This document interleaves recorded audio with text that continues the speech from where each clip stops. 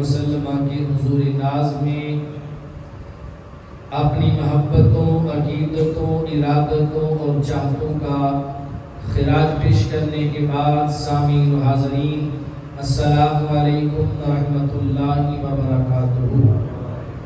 خالق کائنات کی بارگاہ میں دعا گو ہوں، میرا مالک، میرا خالق، میرا رازق، میرا معبود اور میرا بادشاہ حقیقی ہم سب کو کامل ایمان، صحیح عقیدہ اور نجات پانے والے اعمال کی توفیق نصیب فرمائے۔ سامعین گرامی، ماہ ربیع الاول شریف کی آمد ہے، بہار کا مہینہ تشریف لا رہا ہے، آمینہ کے لال کی ولادت کی خوشیاں ایک بار پھر زمانے کو سرشار کرنے والی ہیں۔ پوری دنیا کے اندر جہاں جہاں انسان بستے ہیں، انسان کیا کوئی بھی مخلوق ہے، ہر کسی کو معلوم ہے کہ رب کے محبوب صلی اللہ علیہ وآلہ وسلم کی آمد کا مہینہ تشریف لا رہا ہے۔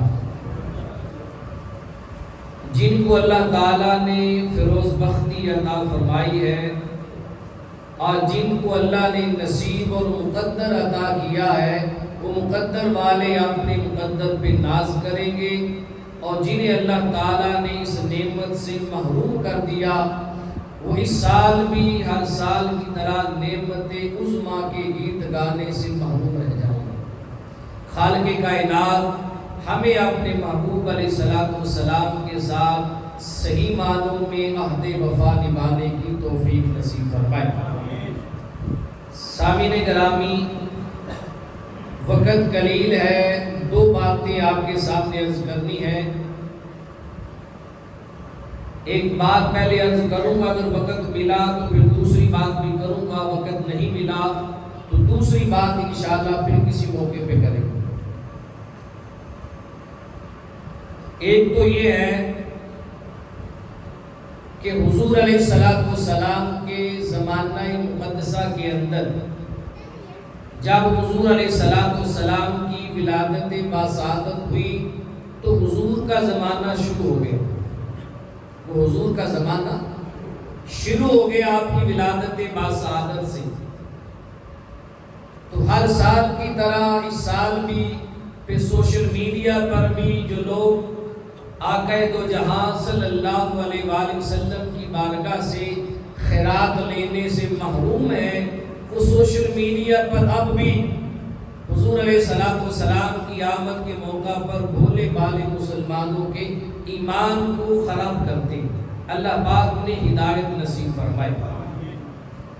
اور کہا جاتا ہے کہ میلاد صحابہ کرام کے زمانہ مقدسہ میں نہیں تھا، لہذا اس دور میں حضور کے میلاد کی محافل کا انعقاد کرنا، جلوس نکالنا، حضور علیہ السلام کی عظمت و شان کے جلسوں کا انعقاد کرنا، یہ معاذ اللہ بدعت ہے۔ صحابہ کرام نے ایسا عمل نہیں کیا تھا۔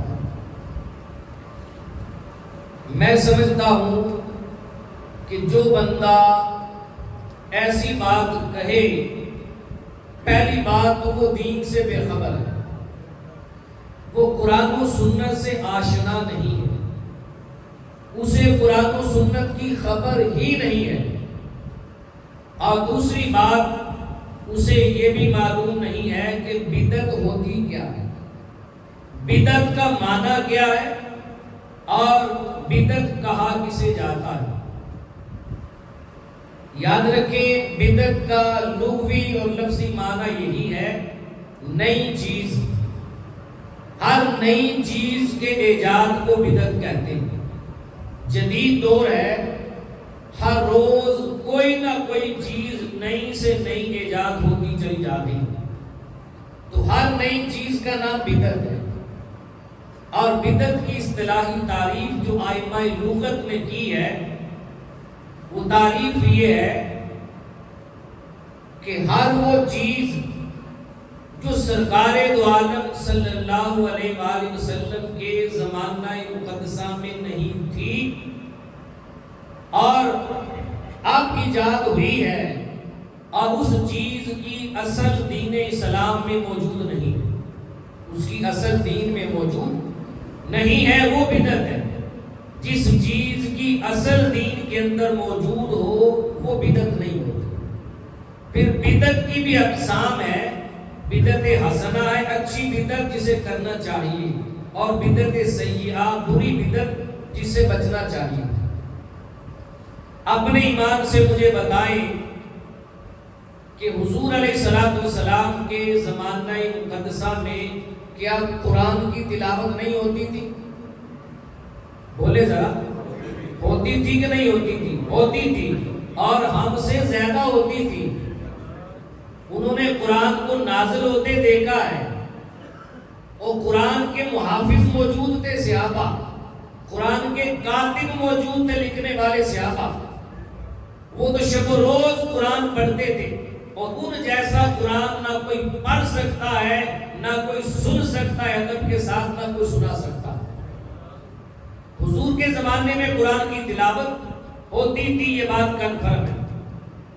کیا حضور کے زمانہ مقدسہ میں مصطفیٰ کریم کی نعت نہیں پڑھی جاتی تھی؟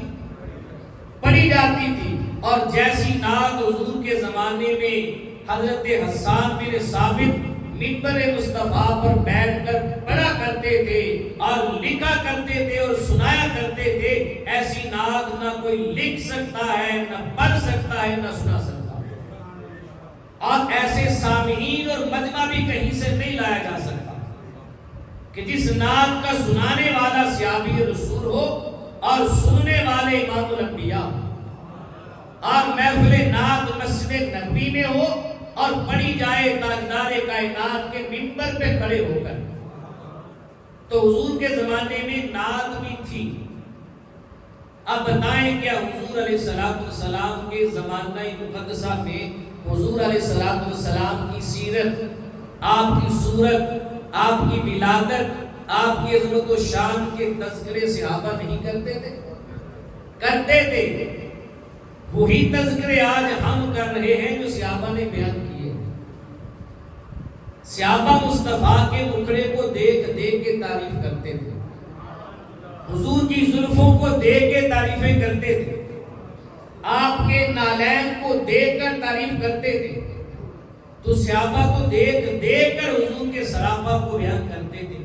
تو صحابہ نے حضور علیہ السلام کی تعریفیں کی، آپ کا ذکر خیر کیا۔ کیا حضور علیہ السلام کی مجلس میں جب صحابہ بیٹھتے تھے تو کیا صحابہ کرام کے لیے کھانے کا اہتمام نہیں کیا جاتا تھا؟ کیا جاتا تھا۔ صدقہ اور خیرات کی مثالیں موجود ہیں اس زمانے کے اندر۔ سیدنا عثمان غنی رضی اللہ تعالیٰ عنہ جیسے سخی کہاں سے لائیں گے؟ سیدنا صدیق اکبر رضی اللہ تعالیٰ عنہ جیسے سخی جو اپنے گھر کا سارا مال بارگاہ مصطفیٰ میں لا کے قربان کر دیں، کہاں سے لائیں گے؟ ایسے سخی کہاں سے لائیں گے؟ سیدنا فاروق اعظم جو گھر کا آدھا مال لے کے آ جائیں، ایسے سخی کہاں سے ڈھونڈیں گے؟ کنواں خرید کر جو اہل مدینہ کے لیے وقف کر دے، ایسے سخی کہاں سے خریدیں گے؟ زمین خرید کر مسجد نبوی کے نام کر دے، ایسے سخی کہاں سے لائیں گے؟ کہاں سے لے کر آئیں گے؟ تو حضور کے زمانے میں صدقہ اور خیرات بھی ہوتا تھا اور لنگر بھی تقسیم کیا جاتا تھا۔ اب محفل میلاد میں جب حضور کا میلاد پڑھا جاتا ہے، منایا جاتا ہے، تو کیا ہوتا ہے؟ قرآن کی تلاوت ہوتی ہے جو زمانے میں بھی ہوتی تھی، حضور کی نعت ہوتی ہے جو زمانے میں بھی ہوتی تھی، حضور علیہ السلام کے حسن و جمال کے تذکرے ہوتے ہیں جو زمانے میں بھی ہوتے تھے، اور بعد میں لنگر کا اہتمام کیا جاتا ہے جو زمانے میں بھی ہوتا تھا۔ تو یہ ساری چیزیں مصطفیٰ کے زمانے میں موجود ہیں۔ اس سے پتہ چلا کہ محفل میلاد کی اصل دین میں موجود ہے۔ دین کے اندر کیا ہے؟ موجود ہے۔ حضور کے زمانے میں یہ ساری چیزیں تھیں۔ لیکن یاد رکھیں، ہر دور کی، ہر زمانے کی ایک ثقافت ہوتی ہے، ایک کلچر ہوتا ہے، ہر زمانے کی اپنی ایک تہذیب ہوتی ہے۔ اپنے کلچر، اپنی تہذیب اور اپنی ثقافت کے مطابق اپنے رسم و رواج کو لوگ مناتے ہیں۔ حضور علیہ السلام کا جو زمانہ مقدسہ تھا ایک سادہ دور تھا، سادگی کی مثال ملتی تھی اس زمانے کے اندر، ہر معاملہ سادہ تھا۔ آپ دیکھیں صحابہ کرام کے دور کے اندر صحابہ کرام کا چال چلن بالکل سادہ تھا۔ خود تاجدار کائنات کا اپنا رہن سہن، اٹھنا بیٹھنا، گفتگو کا انداز، چلنا پھرنا، سفر کے طور طریقے، تجارت کے طریقے، ان سب کے اندر سادگی نظر آتی ہے۔ سب کے اندر کیا؟ سادگی ہی سادگی، کوٹ کوٹ کر بھری ہوتی، یہاں تک کہ اس زمانے میں تاجدار کائنات اور آپ کے صحابہ کرام کا جو لباس ہوتا تھا، اس لباس کے اندر بھی انتہائی سادگی تھی۔ کیا لباس تھا؟ دو چادریں تھی، ایک تہبند ہوتا تھا اور ایک چادر بطور قمیض ہوتی تھی۔ یہ دو چادریں حضور علیہ السلام کا بھی لباس تھا، یہ صحابہ کا بھی لباس تھا۔ حضور علیہ السلام نے قمیض بھی پہنی ہے، تہبند بھی باندھا ہے، یہ حضور علیہ السلام کا لباس تھا، صحابہ کا لباس تھا، لباس میں بھی سادگی تھی۔ اب کوئی بندہ اپنے لباس پہ غور کرے، کیا جس طرح کے لباس آج ہمارے زمانے میں مرد و خواتین کے، بچوں بچیوں کے، ہمارے گھروں میں احباب کے لباس نئے سے نئے ایجاد ہو رہے ہیں، کیا حضور کے زمانے میں کسی صحابی نے ایسا لباس پہنا تھا؟ نہیں۔ تو پھر لباس پہ اعتراض کیوں نہیں ہوتا؟ لباس پر اعتراض کیوں نہیں ہوتا کہ صحابہ کرام نے ایسا لباس نہیں پہنا تھا، آج ہم پہننے بدعت ہو گئی؟ نہیں۔ اس زمانے کا کلچر سادگی تھی، اس زمانے کی تہذیب وہ سادہ تھی، اس زمانے کی جو حیت و شکل تھی اس زمانے سے جداگانہ تھا۔ وہ اپنے کلچر کے مطابق اپنی سادگی میں رنگے ہوئے تھے۔ انہوں نے تاجدار کائنات کے سراپا کو دیکھا تھا اور مصطفیٰ کو دیکھ دیکھ کر سیکھتے تھے، جیسے حضور کرتے چلے جاتے تھے، صحابہ کی ساری زندگی ایسے ہوتی تھی۔ مصطفیٰ نے لباس کیسے پہنا، صحابہ بھی ویسے ہی پہنتے تھے۔ حضور نے کھانا کیسے کھایا، صحابہ بھی ویسے ہی کھاتے تھے۔ حضور کا چال چلن کیسا تھا، صحابہ بھی ایسا چال چلن اپناتے تھے۔ اب حضور علیہ السلام کے زمانہ مقدسہ میں جو سفر ہوتے تھے، طویل سفر ہوتے تھے، کبھی مکہ سے مدینہ، مدینہ سے مکہ، کبھی طائف، کبھی تبوک جا رہے، کبھی خندق جا رہے، کبھی احد جا رہے، کتنے سارے غزوات ہوئے۔ غزوات میں جو حضور کے سفر ہوئے، صحابہ کرام نے سفر کیے، وہ سفر کیسے ہوئے تھے؟ گھوڑوں پر یا اونٹوں پر، یا بعض سفر دراز گوش پہ ہوتے تھے۔ تو کیا آج ہم میں سے کوئی بندہ پسند کرے گا کہ ہم کسی دراز گوش پر بیٹھ کے یہاں سے ملتان چلے جائیں؟ کرے گا سفر کوئی؟ گھوڑے پہ بیٹھ کے ہم یہاں ملتان جائیں؟ آپ میں سے کوئی پسند کرے گا ہم یہاں سے اونٹ پہ بیٹھ کے مدینے کا سفر کریں؟ ہم حج کے لیے، عمرے کے لیے جائیں؟ اس زمانے کے کلچر میں سادگی تھی، اس کی حیت و شکل الگ تھی، جدا تھی، چیزیں ساری ہی موجود تھی، چیزیں ساری موجود تھی، منانے کے طریقے بھی تھے، لیکن طریقے اس زمانے کے طریقوں سے جدا تھے۔ ان کے کلچر کے اندر اس طرح یہ سجاوٹ کرنا، ان کے کلچر کے اندر بینر لگانا، فلیکس لگانا، چراغا کرنا، یہ ان کے کلچر کا حصہ نہیں تھا۔ کیوں کہ وہ تو شب و روز تاجدار کائنات کی نگاہ رحمت کے منتظر رہتے تھے۔ انہیں تو اتنا ٹائم نہیں ملتا تھا کہ حضور کے چہرے کو چھوڑ کے جا کے کھانا کھا کے آتے۔ اور ہمارا دور ہے کہ ہم سارے محفل کو چھوڑ کر، ذکر رسول کو چھوڑ کے کھانے کے پیچھے بھاگے ہوتے ہیں۔ ان کے زمانے اور ہمارے زمانے میں کیا فرق ہے؟ صحابہ کرام کے زمانے میں سب سے زیادہ اہمیت کی چیز کون سی تھی؟ ایک حضور کی ذات تھی اور دوسری اللہ تعالیٰ کی عبادت تھی، اور عبادت کے لیے مساجد ہوتی تھی۔ صحابہ کرام کے زمانے میں مسجدیں آپ دیکھیں کھجوروں کے شاخوں سے ایسے بنائی ہوتی تھی، ٹینٹ نما مساجد تھی، کھجور کی چھاپوں سے بنی ہوئی۔ سادہ دور تھا، عرب سارا پتھروں سے بھرا ہوا ہے، اس کے باوجود عرب کے اندر مسجدیں کیسی تھی؟ کھجوروں کی بنی ہوئی۔ بعد میں بھی پتھروں سے مساجد بنائی گئی، لیکن کچی مساجد تھی، سادہ مساجد تھی. لوگوں کے گھر کیسے تھے؟ کچے بنے ہوئے تھے. عرب سارا پتھروں سے بنا ہے، لیکن مکان کچے ہوتے تھے، گھر کچے ہوتے تھے. 2 3 4 5 پوشن نہیں ہوتے تھے، اتنی بڑی بڑی بلڈنگیں نہیں ہوتی تھی. اور پہلے زمانے میں تو لوگ جو ادب والے ہوتے تھے وہ اپنا مکان مسجد سے اونچا کرنا بے ادبی تصور کرتے تھے. یہ بھی یاد رکھیے، کہتے تھے میرا مکان رب کے مکان سے اونچا ہو جائے میں اس لائق نہیں. برابر بھی نہیں کرتے تھے، نیچا رکھتے تھے. اسی لیے بزرگ کہا کرتے تھے کہ جس زمانے میں ایمان ہوتے تھے پکے، اس زمانے میں مکان ہوتے تھے کچے. اب مکان ہو گئے ہیں پکے اور ایمان ہو گئے ہیں کچے. ایمان پکا کرنے کی ضرورت ہے، مکان خود بخود پکا ہو جائے گا. یہ ہمارے کلچر میں شامل ہو چکا ہے. تو صحابہ کرام کے دور کے اندر مساجد کچی تھی. کیا آج کی ساری مسجدیں کچی ہیں؟ ساری مسجدیں ایسی ہیں؟ آپ بتائیں کون سی کس شہر میں مسجد ہے جو کھجور کی چھاپوں سے مسجد ٹینٹ نما بنائی گئی؟ تو اپنی مسجدوں پہ اعتراض کیوں نہیں ہوتا؟ کیا حضور کے زمانے میں مسجد کے مینار تھے؟ نہیں تھے. مینار نہیں تھے، تو آج مسجد کے مینار پہ اعتراض کیوں نہیں ہوتا؟ جائز ہے. اس دور کا یہ کلچر نہیں تھا. اس دور کے کلچر میں سادگی تھی، چیزیں ساری تھی، لیکن وہاں سادگی تھی. اس لیے کہ تاجدار کائنات بنفس نفیس خود موجود تھے. ہر عمل میں حضور کا ادب ملحوظ خاطر رکھا جاتا تھا، اور ادب کو دیکھ کے سادگی اپنائی جاتی تھی. کئی حضور کے سامنے کوئی عمل کرتے ہوئے بے ادبی نہ ہو جائے. تو مسجدیں کیا تھی؟ کچی ہوتی تھی، مکان کچے ہوتے تھے عرب کے اندر. اور آج کیا ہے؟ مکان ہر بندے کے پکے ہیں، مساجد بھی پکی ہے.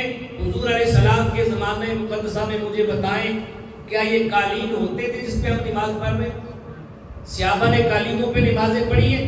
صحابہ نے تو جہاد کے اندر جا کر بھی ایک جماعت کافر کا سامنا کر رہی ہے، مقابلہ کر رہی ہے میدان جہاد میں، اور آدھی جماعت پیچھے نماز پڑھ رہی ہے. یہ عالم بھی تھا، نماز نہیں چھوڑی. تپتے ہوئے ریگستان پہ امام حسین نے سجدے کیے تھے. کیا نماز چھوٹی ان کی؟ نہیں. کیا وہ میدان کربلا میں چٹائیاں سفید مسلح قالین ساتھ لے گئے تھے؟ نہیں. کیا بدر و احد اور حنین کے اندر، تبوک اور خندق اور یرموک کے اندر تاجدار کائنات مسلح چٹائیاں ساتھ لے کر گئے تھے؟ سادہ دور تھا، جہاں نماز کا ٹائم ہوتا وہیں پر رب کے حضور اپنی زمین جھکا دیا کرتے. سفید درست ہو جاتی تھی، پانی کی قلت ہوتی تھی، کنویں ہوتے تھے، پانی کی مشکیں اپنے کندھوں پہ لاد کے لے جانی پڑتی تھی. اس طرح بڑی بڑی موٹریں اور ٹوٹیاں وضو خانے نہیں ہوتے تھے، تلاش کرنی پڑتی تھی. مجال ہے کسی صحابی کی نماز رہ جاتی. آج تو ہلکی سی ہوا تیز ہو جائے تو ہماری نماز رہ جاتی. تو چھینٹیں بارش کے آ جائے، ہم کہتے ہیں بارش کی نماز مسجد میں نہیں پڑھ سکے. جب مسجد میں نہیں پڑھ سکے پھر پڑھتے ہی بالکل نہیں. تو یہ ساری چیزیں تو حضور کے زمانے میں نہیں تھی، آج ہیں. ان پہ اعتراضات کیوں نہیں؟ ہمارے طرح طرح کے جو کھانے ایجاد ہوئے حضور کے زمانے میں کھجور کھاتے تھے، سادگی تھی. روٹی کھانی ہوتی تو کبھی کبھار جو کی روٹی تناول فرماتے تھے. یہ سادگی تھی. یہ ہمارے زمانے میں چرگے، مرغے، یہ پراٹھے، یہ چیزیں یہ کہاں سے نکلی؟ کیا تناول فرمائی حضور علیہ السلام نے؟ نہیں. تو یہ ہمارے زمانے کا کلچر ہے. یہ حرام نہیں، جائز ہے. بدعت نہیں، جائز ہے. قرآن نے حکم دیا کلوا واشربوا، کھاؤ اور پیو. جو پاکیزہ چیزیں حکم ہے کھانے کا. اگر اعتراضات اٹھانا چل پڑے تو پھر زمانے کی ہر چیز پہ اعتراض ہوگا. جو کہنے والا ہے اس کی ذات پر بھی اعتراض ہوگا. تو بھی تو حضور کے زمانے میں نہیں تھا. اب تجھے کیا کہنا؟ الامان والحفیظ. آج 14 اگست ہے، یوم آزادی ہے. ہمارا ایمان اس بات کا تقاضا کرتا ہے کہ اس دن میں ہمارا یہ وطن آزاد ہوا تھا. ایک آزادی کے ساتھ ہمیں اپنی عبادت کا جو حق تھا وہ مل گیا تھا. تو جب بھی آزادی کا دن آئے ہم آزادی والے دن اپنے وطن کی خوشی کو جو ہمارے بزرگوں نے قربانیاں دے کے آزاد کروایا تھا اس کو سیلیبریٹ کریں، اس خوشی کو منائیں، ہمارے اندر آزادی کا احساس پیدا ہو کہ آزادی کتنی بڑی نعمت ہے، اس نعمت کے ملنے پر ہم خوشی کا اظہار کریں۔ تو جب 14 اگست کی آزادی کا دن آتا ہے ہمیں یاد آ جاتا ہے کہ اللہ کی نعمت ہے، اس نعمت پہ ہم نے خوشی منانی ہے، اور یہ نعمت اللہ پاک نے بڑی قربانیوں کے بعد ہمیں عطا کی ہے۔ اس نعمت کی قدر کرنے کے لیے ہم طرح طرح کے طریقے ایجاد کرتے ہیں۔ بازاروں میں دیکھیں، گلی کوچوں میں دیکھیں، ہر طریقہ اپنی مرضی سے ایجاد ہے، کسی سے پوچھ کے ایجاد کیا نہیں، یہ نعمت پہ خوشی منانے کا طریقہ اپنی اپنی مرضی سے ایجاد کر لیا اور کہا کہ نعمت ہے، اس نعمت کا شکر ادا کرتے ہوئے ہم آزادی کو سیلیبریٹ کریں گے، خوشی منائیں گے۔ تو مجھے بتائیں، اگر 14 اگست رب کی نعمت ہے تو 12 ربیع الاول سے بڑی نعمت کون سی ہو سکتی ہے؟ کائنات کی ساری نعمتیں مصطفیٰ کے وجود میں ہیں۔ اگر 12 ربیع الاول والے دن آمینہ کے لال کی آمد نہ ہوتی، یہ نعمت عظمیٰ بن کے دنیا میں تشریف نہ لاتے، تو رب کائنات کی قسم ہے کائنات کو کوئی نعمت میسر نہ ہوتی، کوئی نعمت نہ ملتی۔ ساری نعمتیں آمد مصطفیٰ کے طفیل میں، ساری نعمتیں 12 ربیع الاول والی نعمت پہ قربان ہیں۔ جب 14 اگست کو اپنی مرضی سے نعمت کی خوشی کو سیلیبریٹ کرنے کے لیے طرح طرح کے طریقے ایجاد کرتے ہیں، کسی کے فتوے نہیں آتے، کسی سے پوچھا نہیں جاتا، تو پھر 12 ربیع الاول کو بھی دل و جان کے ساتھ آمینہ کے لال کے جشن میں شامل ہو جایا کرو۔ پھر یہ نہ دیکھو کہ آندھی ہے یا طوفان، دن ہے یا رات، بارش ہے یا دھوپ ہے، پھر یہ دیکھو کہ کائنات کی سب سے بڑی نعمت مل رہی ہے، کائنات کی سب سے بڑی نعمت حاصل ہو رہی ہے۔ اور جسے اللہ کی نعمت پہ خوشی ہوتی ہے، جسے اللہ کی نعمت پہ سعادت مندی کا اظہار ہوتا ہے، وہ بندہ پھر خوشیاں مناتا ہے۔ یہ کسی کسی کی قسمت میں اللہ نے رکھا ہے۔ اللہ نے اب 14 اگست کا دن ہے، اس دن کیا ہوا؟ ایک خطہ پاکستان آزاد ہو گیا۔ پاکستان ایک خطہ ہے نا، ایک خطہ کیا ہو گیا؟ آزاد۔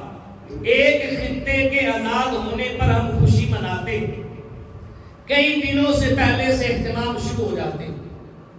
اب بارش ہو رہی ہے باہر، خوشی منانے والوں نے نہیں دیکھا کہ بارش ہے، موسم کیسا ہے، جو اہتمام ہوئے ہیں وہ ہونے۔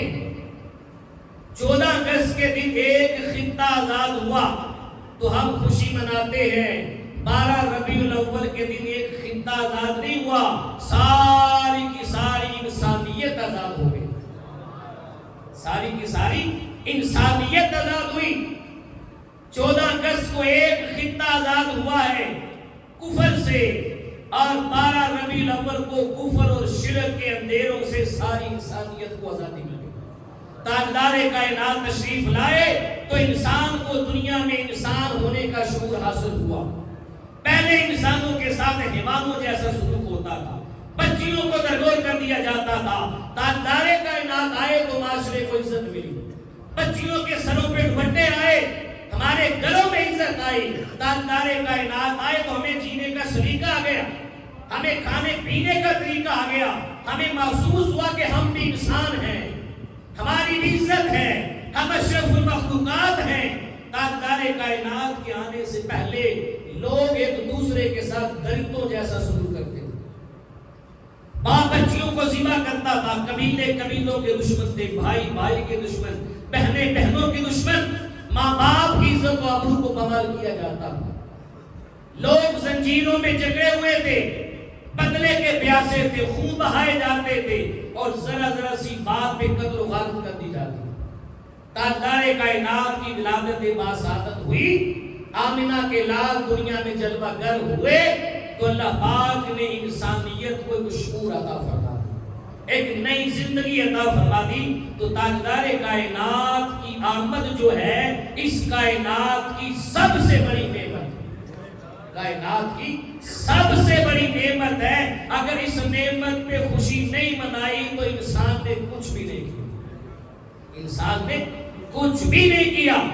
اپنے گھر میں اولاد پیدا ہو جائے, سال کے بعد بچے کی برتھ ڈے آ جائے, سالگرہ آ جائے, ہم طرح طرح کے کیک کا اہتمام کرتے ہیں, اپنے گھروں میں ڈیکوریشن کرتے ہیں, چراغا کرتے ہیں, مہمانوں کو, دوست احباب کو, فیملی کو بلاتے ہیں, مٹھائیاں بانٹتے ہیں, کیک کاٹتے ہیں, خوشی کا اظہار کرتے ہیں. کیا ہوا؟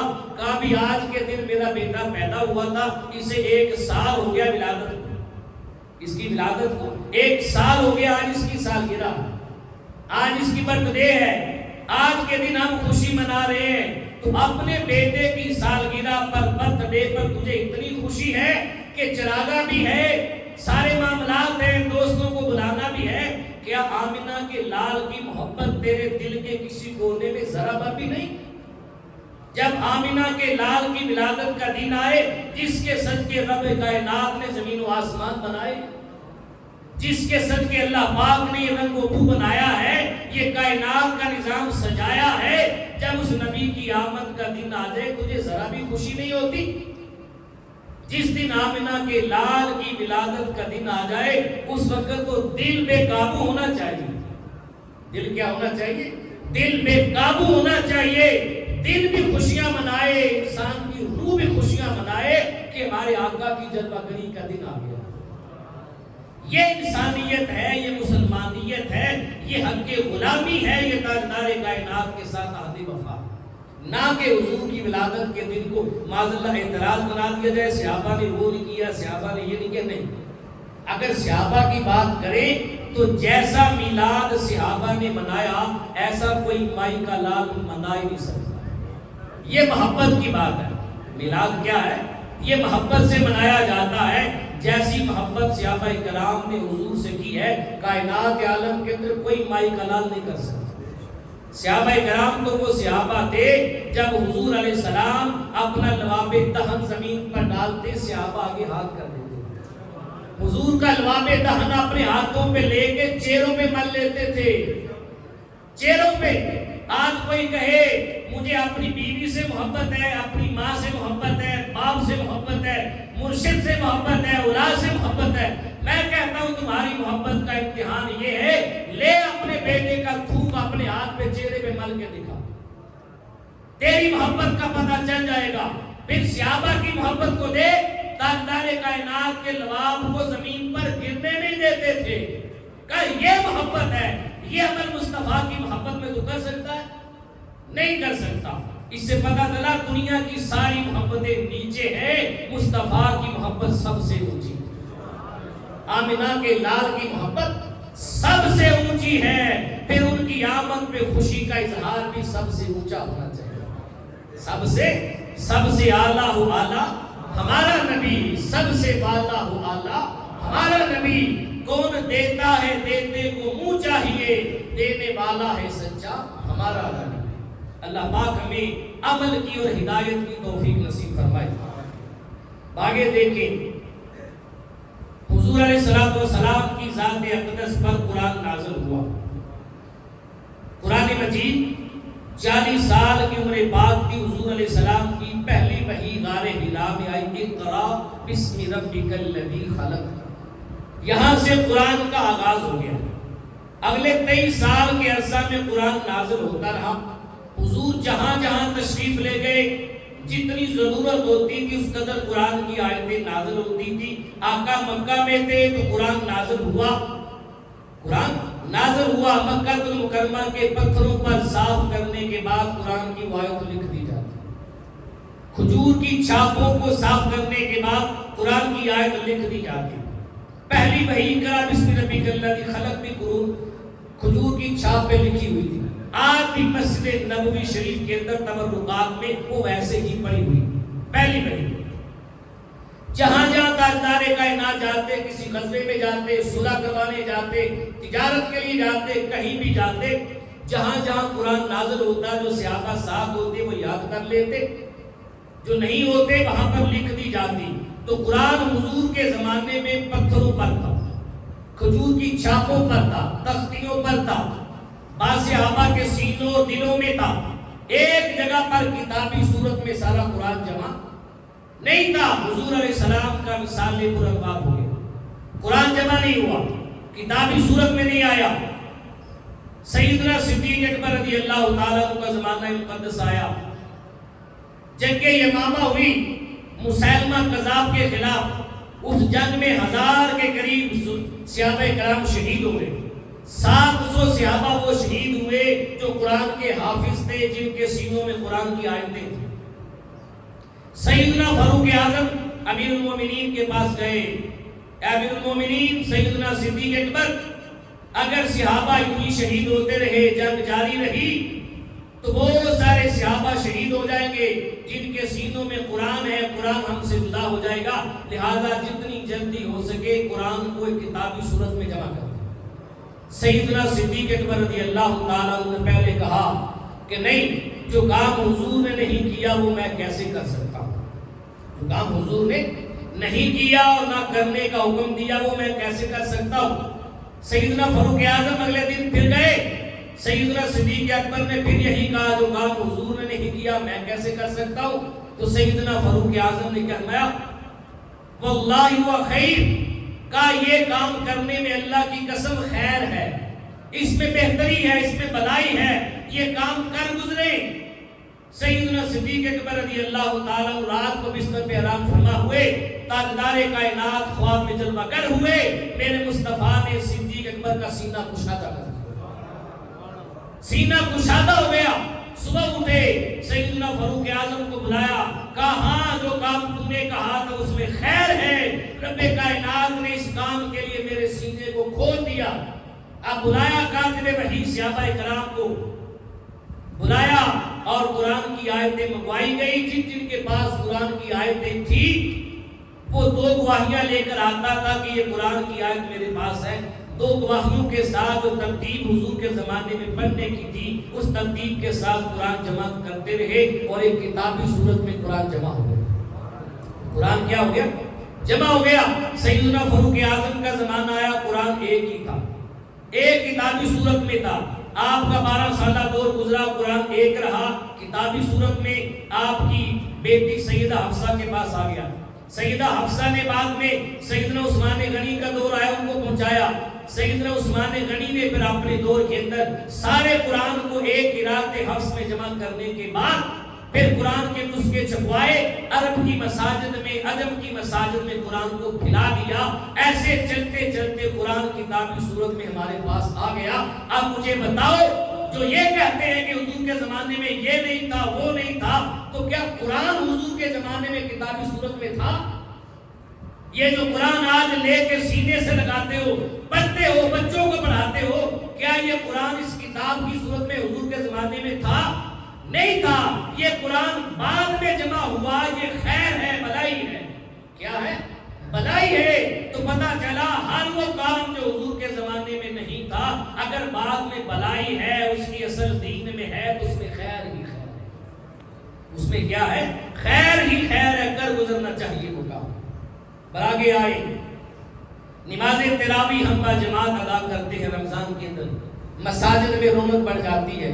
حضور علیہ السلام نے اپنے زمانہ مقدسہ میں، اپنے دور میں صرف 3 دن، بعض مقامات پر 2 دن ہے، 3 دن 3 راتیں حضور نے لگاتار نماز تراویح با جماعت ادا فرمائی مسجد نبوی کے اندر 3 دن۔ اس کے بعد حضور فرض عشاء کے فرض پڑھنے کے بعد اپنے حضور مبارکہ میں تشریف لے جاتے تھے، اور حضور علیہ السلام اس تصور سے کہ کہیں نماز تراویح میری امت پہ فرض نہ ہو جائے، حضور نے باجماعت ادا نہیں کی، باجماعت صرف 3 دن ادا کی۔ اس کے بعد اپنے حجرے میں تشریف لے گئے۔ بعد میں لوگ سیدنا صدیق اکبر کے زمانے تک ایسے ہی ادا کرتے تھے، سیدنا صدیق اکبر کے 2.5 سالہ دور میں ایسے ادا کرتے تھے، اپنی اپنی ادا کر لی۔ سیدنا فاروق اعظم کا زمانہ آیا، لوگ الگ الگ ادا کرتے ہیں۔ سیدنا فاروق اعظم آئے، آپ نے دیکھا الگ الگ لوگ ادا کر رہے، گھروں میں، مسجدوں میں، جماعت کے ساتھ نہیں ہو رہی۔ آپ نے کہا اگر ایسے ہی ادا ہوتی رہی تو آنے والے وقت میں مسجدیں ویران ہو جائیں، ہر بندہ اپنی مرضی سے جہاں چاہے پڑھ لے، کبھی چھوڑ دی کبھی پڑھ لی، مسجدیں آباد نہیں ہوگی رمضان کے اندر۔ سیدنا فاروق اعظم نے قاری قرآن، صحابی رسول ابی بن کعب رضی اللہ تعالی عنہ، وہ ابی بن کعب جن کا قرآن خود تاجدار کائنات سنا کرتے تھے، جس ابی بن کعب کو حضور نے خود فرمایا اے ابی اللہ تعالیٰ نے تیرا نام لے کر فرمایا ہے کہ یہ سورت ابی بن کعب کو سنائی جائے۔ ابی بن کعب رضی اللہ تعالیٰ کو مسجد نبی کے مصلی پہ کھڑا کیا اور باقی صحابہ و تابعین پیچھے کھڑے ہوئے۔ سیدنا فاروق اعظم نے کہا جماعت کی صورت میں مل کر ادا کرو، اور آج تک مکہ اور مدینہ اور پوری دنیا کے اندر نماز تراویح باجماعت ادا ہو رہی ہے، نماز تراویح باجماعت ادا ہو رہی ہے۔ اب بتائیں نماز تراویح تو باجماعت اس زمانے میں نہیں، بعد میں سیدنا فاروق اعظم کے زمانے میں ہوئی، تو کیا اس کو بدعت کہہ کے چھوڑ دیں؟ نہیں، سیدنا فاروق اعظم نے جب نماز تراویح باجماعت ادا ہوتے ایک امام کے پیچھے دیکھا تو آپ کے الفاظ کیا تھے؟ نعم البدعۃ ھذہ، کہا یہ تو بڑی اچھی بدعت ہے، یہ تو بڑی اچھی بدعت ہے۔ بدعت کی دو قسمیں فرما دی، ایک بدعت سیئہ بری بدعت جو حضور کے زمانے میں نہیں تھی، آج نئی چیز ایجاد ہو جائے جس کی اصل دین میں نہ ہو، جس کا فائدہ دین اسلام کا نہ ہو، وہ بدعت سیئہ ہے، بری بدعت ہے۔ اور جو حضور کے زمانے میں تھی یہ آج مومنین کے لیے خیر ہے، وہ اچھی بدعت ہے، اسے کرنا چاہیے۔ سیدنا فاروق اعظم نے کہا نعم البدعۃ ھذہ، یہ تو بہت اچھی بدعت ہے۔ اسی طرح نماز جمعہ ہے، جمعے کی جو دوسری اذان ہے، یہ حضور علیہ السلام کے زمانے میں کہاں ہوتی تھی؟ نہیں تھی۔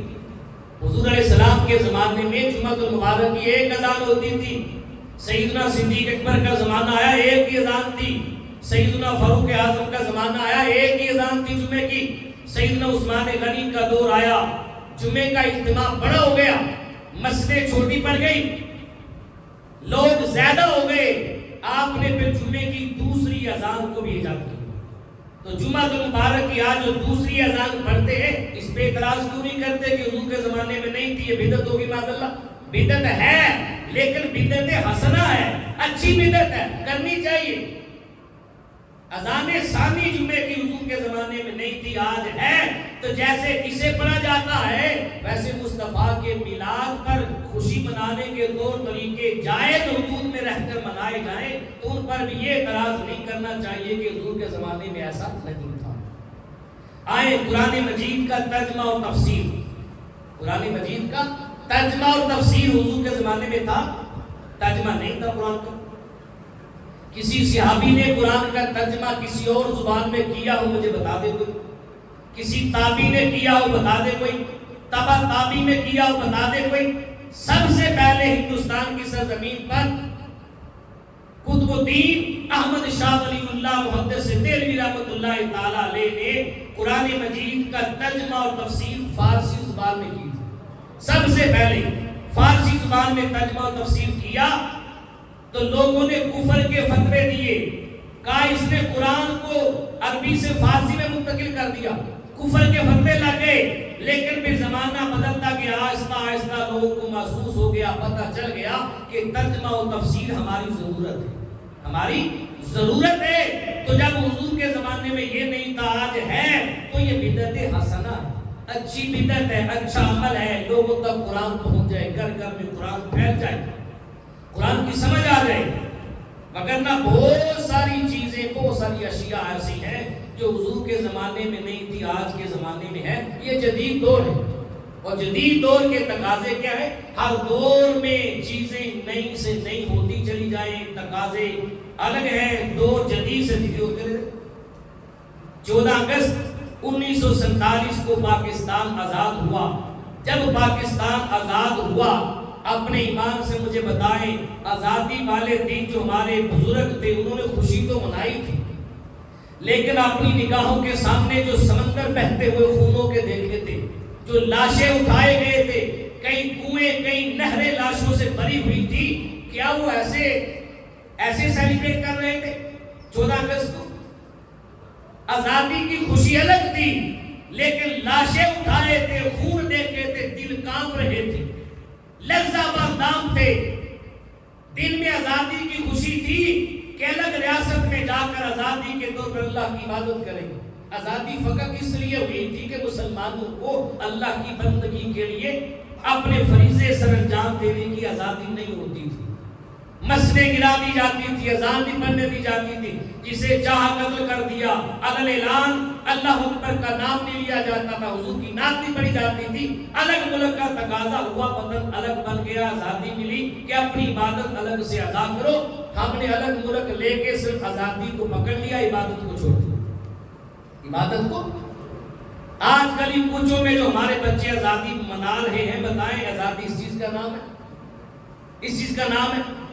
صبح ٹائم میں دیکھ رہا تھا مسجد کے دروازے پہ نیچے آ کر الامان الحفیظ, اللہ ہمیں ہدایت نصیب فرمائے, کسی کو طنز نہیں ہے, کسی کو, سارے ہمارے بھائی ہیں, بزرگ ہیں, اصلاح کی جگہ ہے, طنز نہیں کسی کو, اللہ ہدایت کی توفیق نصیب فرمائے. خواتین کی صلاۃ التسبیح ہوتی ہے صبح کے ٹائم 9 بجے مسجد کے اندر, خواتین آتی ہیں. میں نے باہر دیکھا مسجد کے دروازے میں اونچی اونچی آواز میں لمبے لمبے وہ باجے لے کر بچے ایسا شور کر رہے تھے کہ نماز پڑھنا تو دور کی بات, یہاں پر لفظ بھی بولنا مشکل تھا. یہ عالم بچوں کو اچھے طریقے کی طرف لائیں, آزادی منائے, خوشی منائے, تقریب کا اہتمام کریں, گھر میں دعا کی تقریب رکھیں, وطن کی آزادی کے لیے دعا مانگیں. وطن ابھی مکمل آزاد نہیں ہوا,